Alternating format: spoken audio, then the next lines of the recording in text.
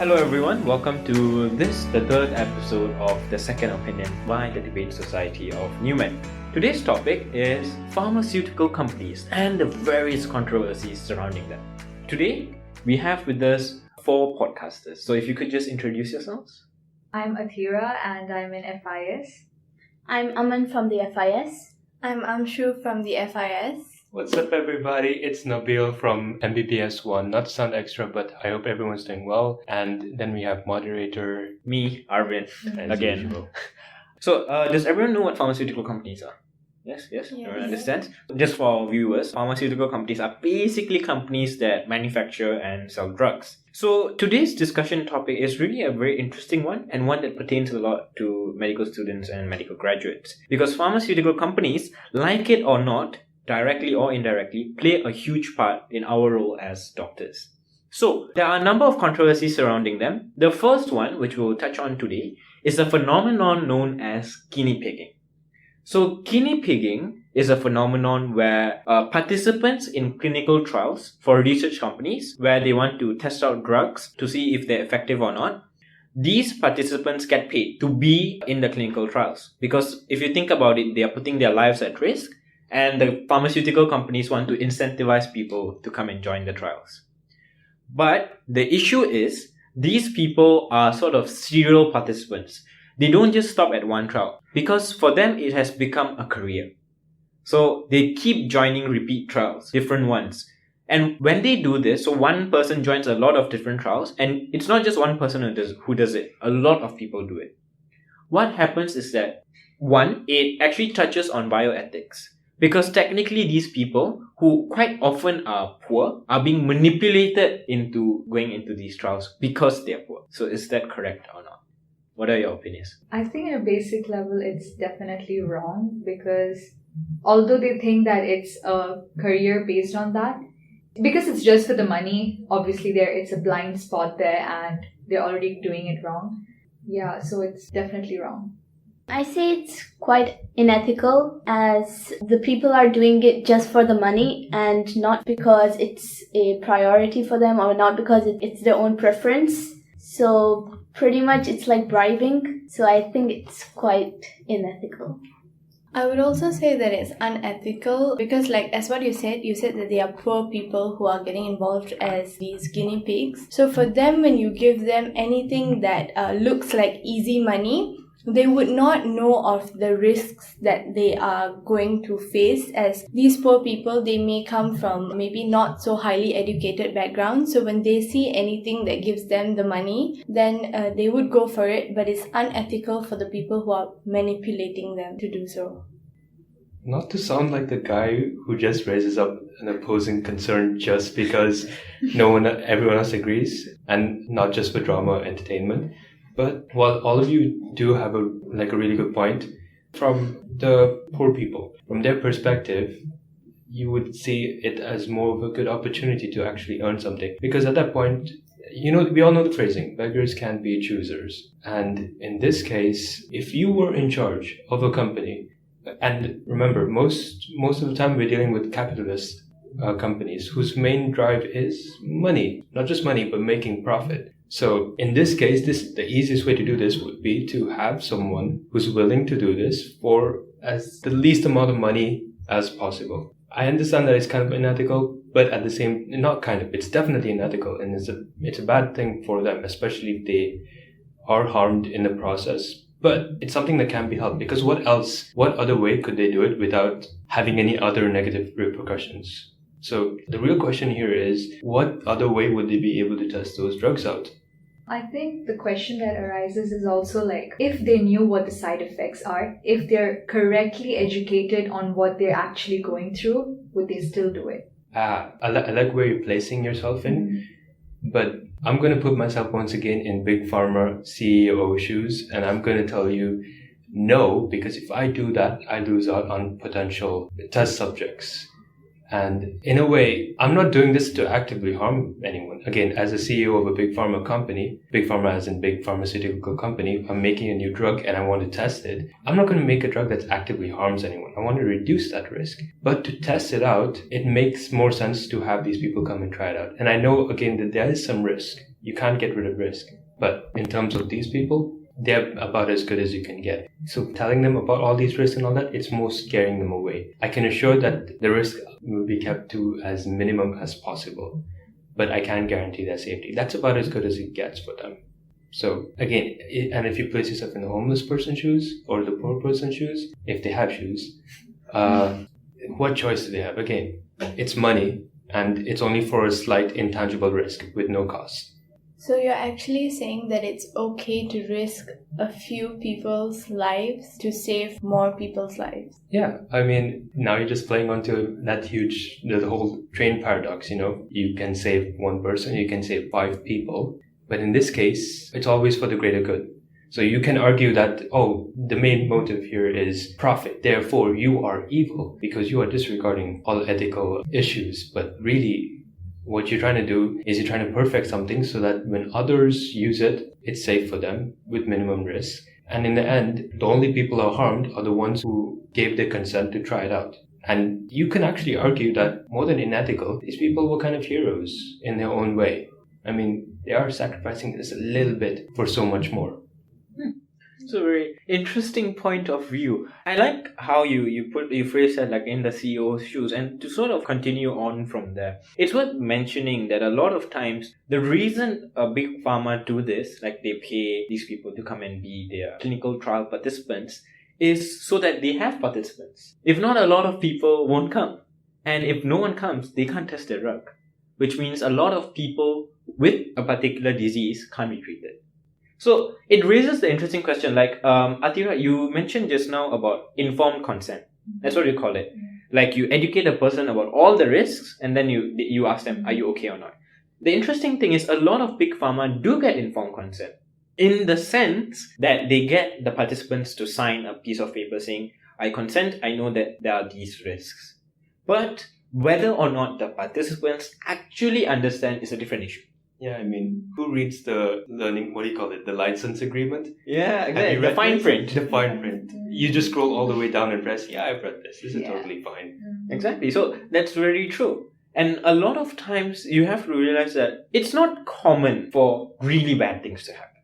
That's why when it happens, it's a big thing. Because it's not the norm. Because big pharma companies do test out their drugs a lot before they move on to human subjects. So they think that, it's reasonably safe. That's why I'm studying it on humans.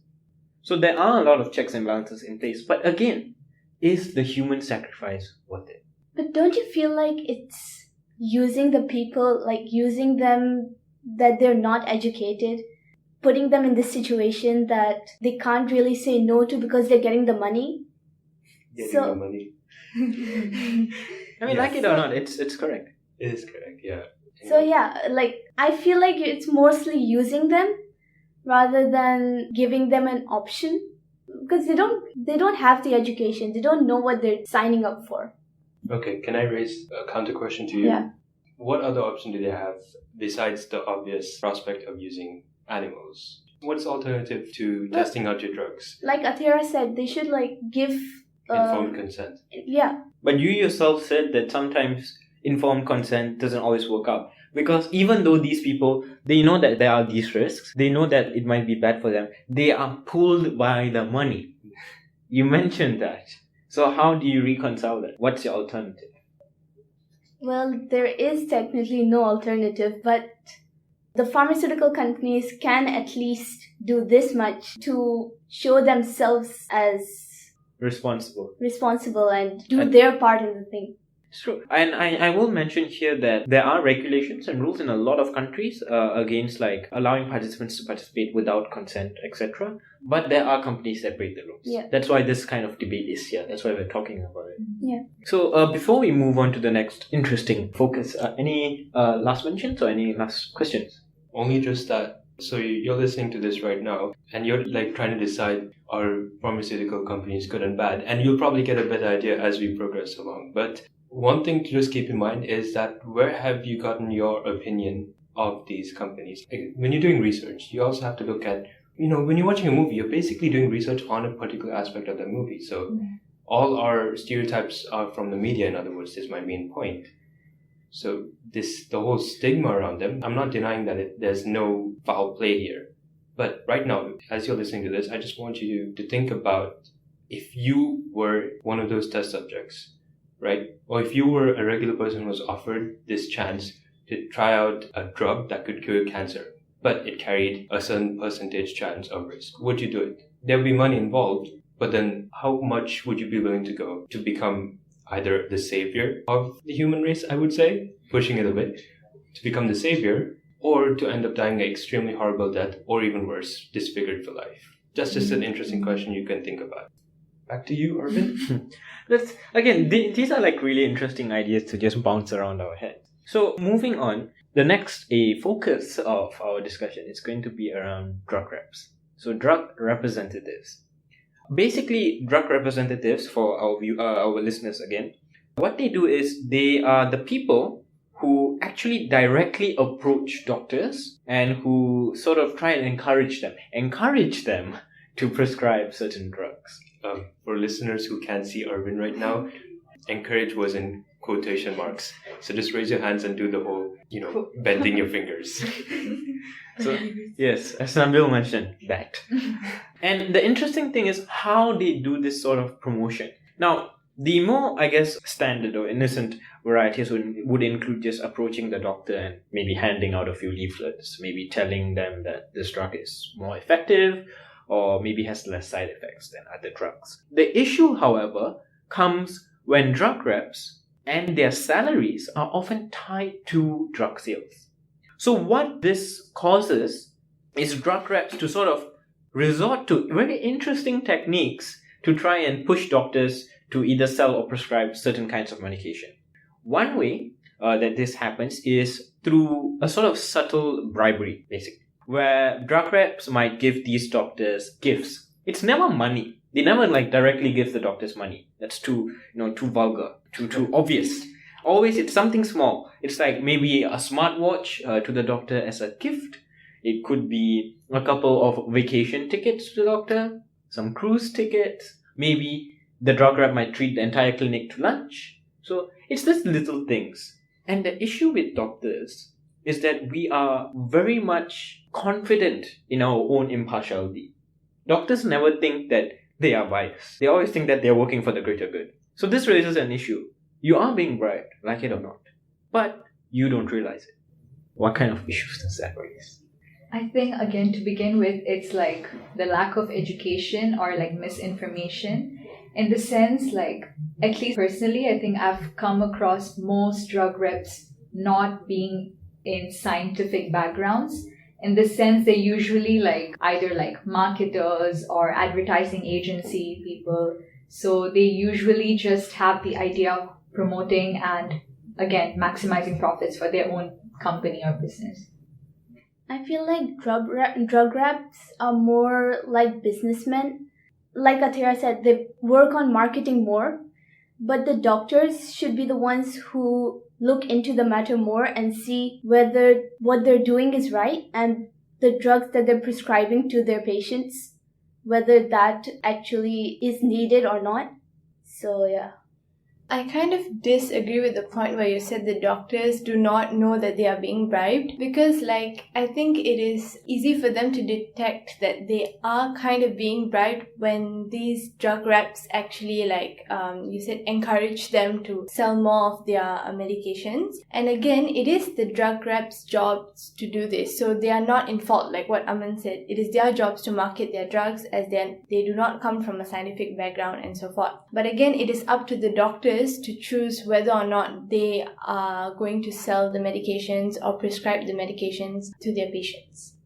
It's quite an interesting topic because, so if you're the doctor and you're approached by a drug rep who's advertising a new drug, but he's not really advertising it, he tells you that here's a drug that my company's making, why don't you just take a look at it? And then he slowly slips you $100 bill in your hand. Oh wait, but we're not being vulgar here. We're being a true gentleman, and we're going to invite him to dinner. But anyways, the thing here I'd like to consider first. So here's a little personal experience in my view of drugs and why one company would say their drug is better than another company's, even though they have the same active ingredients. I'll explain a little more. So basically, I am a guy who has sinus allergies, meaning to say that there will be days where a certain allergen, maybe dust, or maybe it's just the air. I don't know. I haven't really figured out mine yet.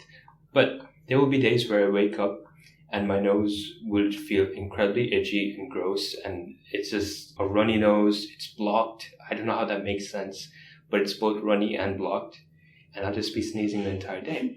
And this isn't a very uncommon thing. A lot of people do have it. And the most obvious way to deal with it is when you have allergies, it's due to something called histamines. And you basically take, well, most of them at least, but you basically take antihistamines.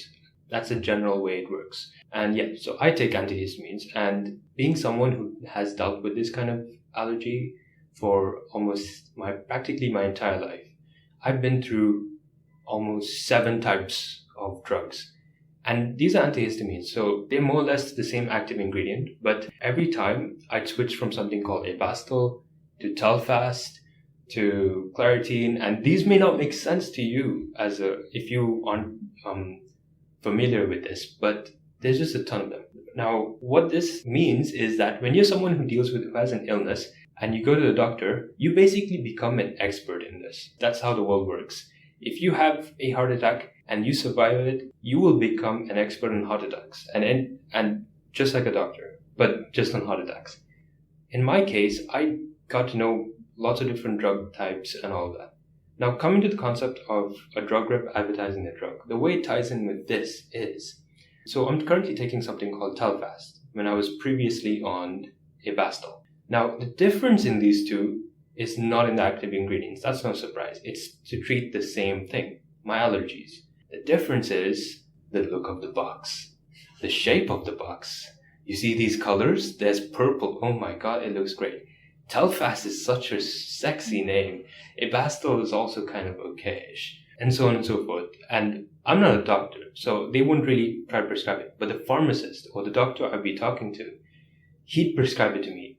And on the sixth time I went to get a new drug because my old ones felt like they weren't working, or it's dangerous to keep taking the same drug over and over again.